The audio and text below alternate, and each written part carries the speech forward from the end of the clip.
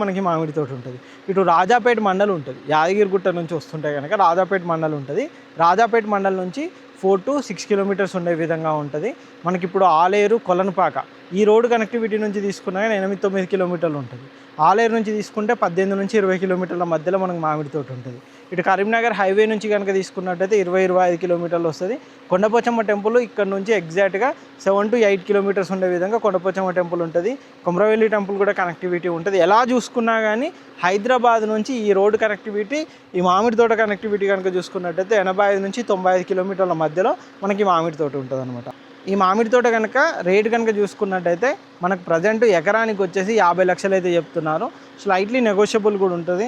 ఎందుకంటే bulk land కాబట్టి, almost 80 ఎకరాల ల్యాండ్ కాబట్టి మంచి రోడ్డు కనెక్టివిటీ కూడా ఉండే విధంగా మనకి మామిడి తోట ఉంటుంది. కాబట్టి దీనికి సంబంధించిన ఎటువంటి డీటెయిల్స్ కావాలనుకున్నా అని కింద డిస్క్రిప్షన్లో మా నెంబర్ ఉంటుంది.